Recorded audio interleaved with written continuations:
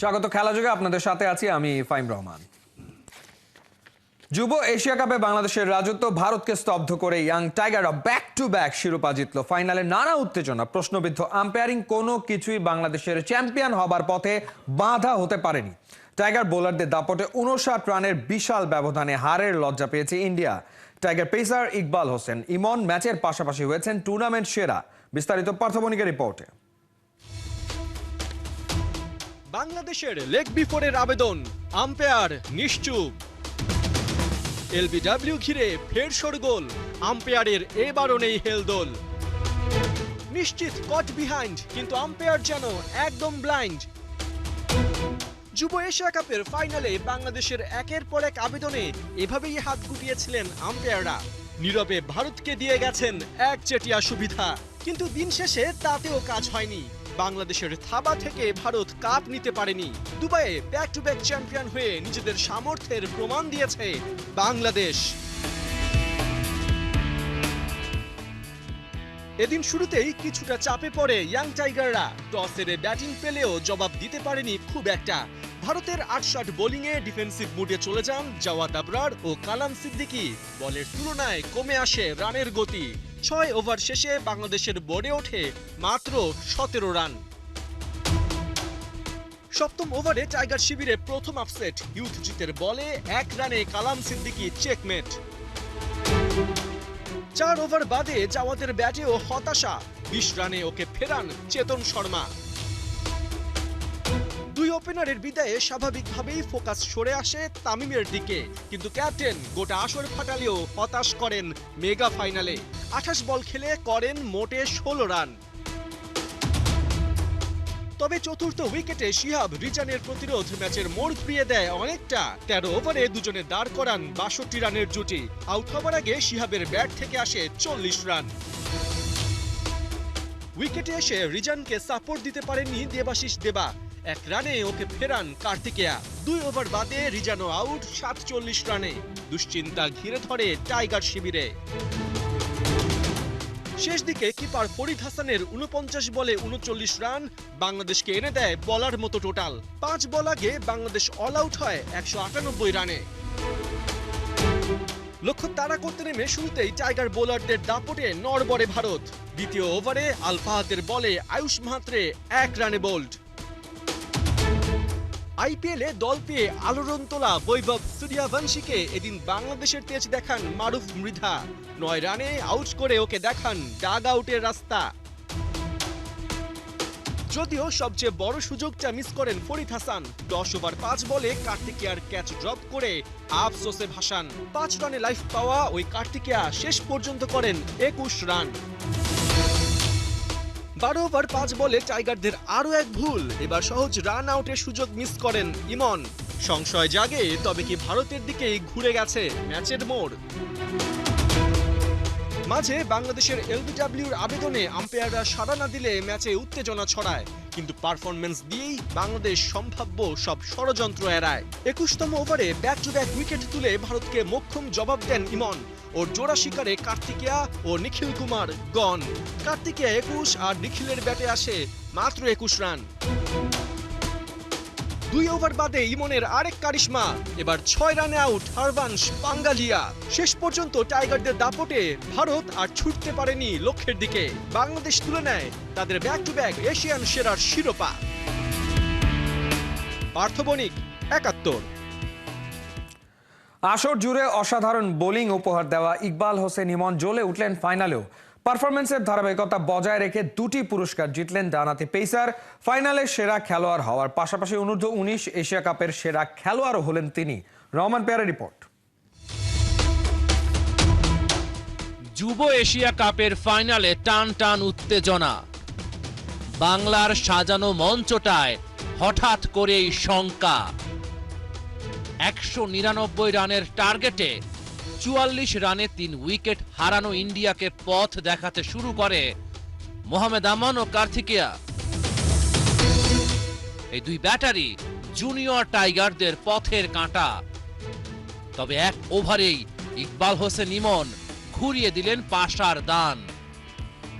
বাংলাও ফিরে পায় প্রাণ।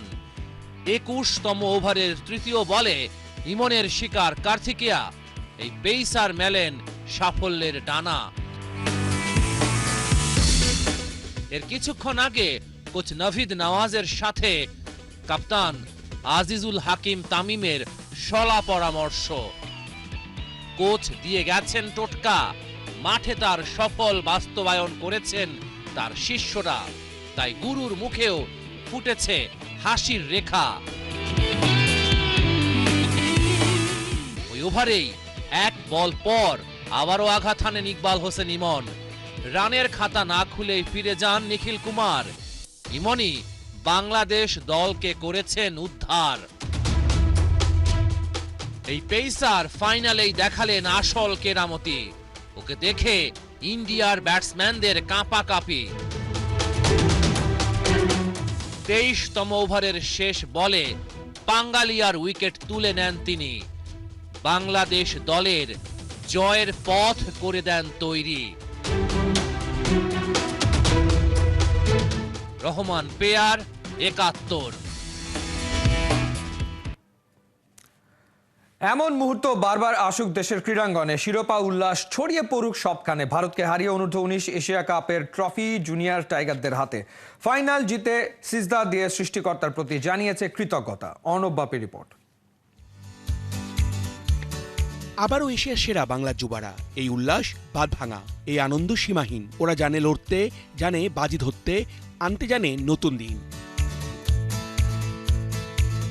চোখে চোখ রেখে লড়ে ইতিহাস গড়ে ওরা ছিনিয়ে এনেছে বিজয়। ভারত ওদের দাপটে গুটিয়ে গেছে নিমেষেই, মানতে বাধ্য হয়েছে পরাজয়। এই মুহূর্ত সৃষ্টিকর্তার প্রতি কৃতজ্ঞতার।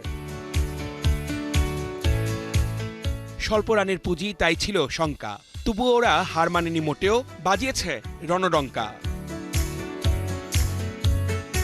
গ্যালারির কাছেও গেছে ওরা ছুটে, সমর্থকদের ভালোবাসার জবাব দিয়েছে পাল্টা। বুঝিয়েছে যারা থাকে জয় পরাজয়ের সাথে, সবসময় চলতে হয় তাদের হাতে হাত রেখে।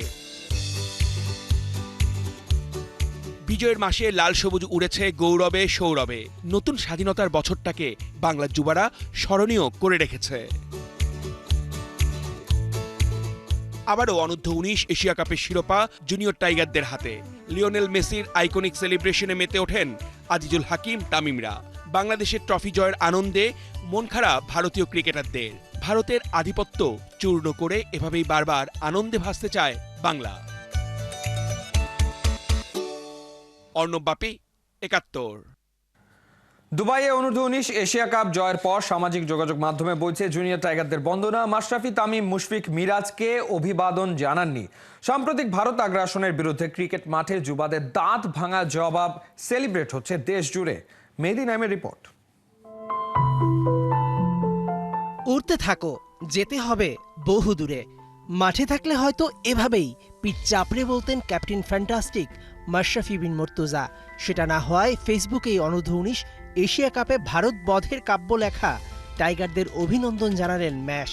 একইভাবে যুবাদের ভালোবাসা জানিয়েছেন ড্যাশিং ওপেনার তামিম ইকবাল। তোমার হলো শুরু, আমার হলো সারা। পঞ্চপাণ্ডবের আরেক পাণ্ডব মুশফিকুর রহিমদের ক্যারিয়ার তো সায়ান্নে। নতুনদের হাল ধরতেই এভাবেই শুভেচ্ছা জানিয়েছেন মুশি। মজার ব্যাপার হচ্ছে, মুশফিক এতটাই কনফিডেন্ট ছিলেন, ম্যাচ শেষের অনেক আগেই নিজের ভেরিফাইড ফেসবুক পেজ থেকে দিয়ে দেন এমন স্ট্যাটাস। যুবারা অবশ্য মুশফিকের বিশ্বাসের অমর্যাদা করেননি। জ্বলে পুড়ে ছারখার, তবুও মাথা নোয়াবার নয়। অহংকারী ভারতকে যখন হারায় বাংলা, তখন হাজার ক্রোশ দূরে মেহেদী মিরাজরা ওয়েস্ট ইন্ডিজের বিপক্ষে নামার অপেক্ষায়। সেখান থেকেই ফেসবুকে জুনিয়র টাইগারদের উইশ করল টাইগার কাপ্তান। ঐতিহাসিক দিনে যুবাদের এশিয়া কাপ জয় সেলিব্রেট করেছে সৌম্য, লিটন, তাসকিনরা। রেকর্ড 8 বারের যুব বিশ্বকাপ চ্যাম্পিয়ন শক্তিশালী ভারতকে 59 রানের ব্যবধানে হারিয়ে টানা দ্বিতীয়বারের মতো যুব এশিয়া কাপের শ্রেষ্ঠত্ব ধরে রাখল বাংলাদেশ। ইমন, মারুফদের এই অর্জন শুধু তারকারা না, সেলিব্রেট করছে পুরো বাংলাদেশ। কেননা ভারতীয়দের সাম্প্রতিক আগ্রাসনের জবাব এর চেয়ে ভালো কিছু হতে পারে না। যুব এশিয়া কাপ শেষে সোমবার রাতে দেশে ফিরবে চ্যাম্পিয়ন বাংলাদেশ। মেহেদী নাইম, 71। সেন্ট কিটসে সিরিজের প্রথম ওয়ানডেতে ওয়েস্ট ইন্ডিজের বিপক্ষে টস জিতে ব্যাট করছে বাংলাদেশ। ব্যাট করতে নেমে শুরুতে ভালো কিছু করার আভাস দিচ্ছিলেন দুই টাইগার ওপেনার তানজিদ তামিম, সৌম্য সরকার। বাংলাদেশের ওপেনিং জুটি ভাঙে 34 রানে। 19 রানে প্যাভিলিয়নে ফিরে যান সৌম্য। শুরুর ধাক্কা সামলাতে ব্যর্থ হন লিটন দাস, 2 রানে আউট হন তিনি। এরপর কাপ্তান মিরাজ আর তানজিদের ব্যাটিংয়ে ম্যাচে ফেরে টাইগাররা। 60 রানের ইনিংস খেলে জোসেফের বলে কাটা পড়েন তামিম।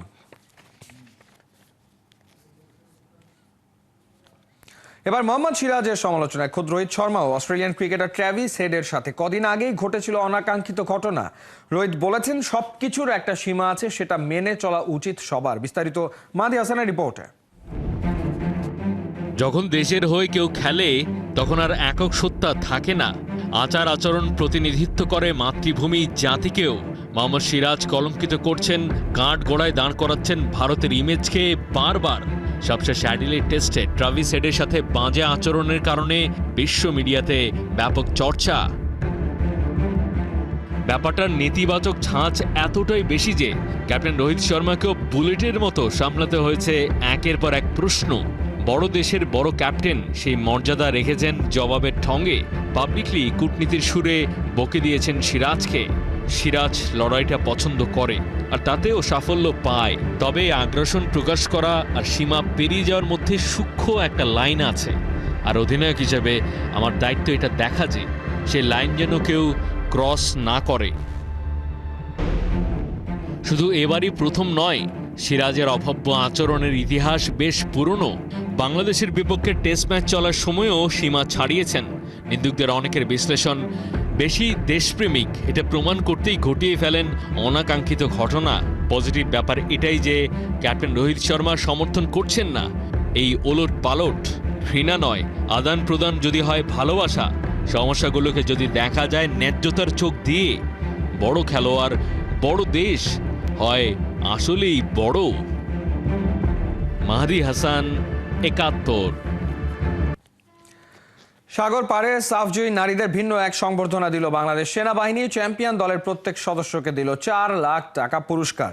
নানা প্রতিকূলতার পরও ফুটবলে ব্যাক টু ব্যাক সাফল্য গাঁথা 1 কোটি টাকার ওভার এবং বিরল সম্মাননায় এমন কীর্তি উদযাপন করলো মেয়েরা। কক্সবাজারের ইনানি সৈকতে সংবর্ধনা অনুষ্ঠানে প্রধান অতিথি ছিলেন সেনা প্রধান ওয়াকারুজ্জামান। সাবিনা ঋতুপর্ণাদের সাথে ছিলেন বাফুফের সভাপতি তাবিদ আওয়াল। সংবর্ধনা শেষে নারী ফুটবলারদের জন্য মনোমুগ্ধকর এক সাংস্কৃতিক অনুষ্ঠান আয়োজন করা হয়। চুক্তির মেয়াদ বাড়ল 12 বছর আর মূল্য 1200 কোটি টাকা। নাইকির সাথে 5 বারের বিশ্ব চ্যাম্পিয়নের সম্পর্ক হলো আরও পাকা। বিশ্ববিখ্যাত অ্যাথলেটিক ফুটওয়্যার ও অ্যাপারেল কর্পোরেশন নাইকির সাথে চুক্তির মেয়াদ বাড়িয়েছে ব্রাজিল। শুধু নবায়ন নয়, নতুন করে আরও বেশ কয়েকটি চুক্তিও করেছে ব্রাজিল। জার্সি বিক্রি থেকে রয়্যালিটির টাকাও পাবে ফুটবলের সফলতম দলটি। নতুন এই চুক্তির পর প্রথমবারের মতো লাইসেন্স করা পণ্যের এবং বিশ্বজুড়ে অনুমোদিত দোকান চালুর অনুমতি দিল ব্রাজিল ফুটবল কনফেডারেশন। ব্রাজিল ও নাইকি প্রথম চুক্তি করে 1996 সালে, আর নবায়নের আগে সবশেষ চুক্তিটি ছিল 2026 সাল পর্যন্ত। নাইকির জার্সি শুধু ব্রাজিলের নারী ও পুরুষ দলই পরে এমন নয়, বিচ ফুটবল এবং ফুটসালেও ব্রাজিল দল নাইকির জার্সি পরে। চলছে খেলাযোগ সরাসরি সংবাদ অনুষ্ঠান দেখতে চোখ রাখুন 71-এর ফেসবুক পেজ এবং সাবস্ক্রাইব করুন 71-এর ইউটিউব চ্যানেলে। 71-এর সাথেই থাকুন।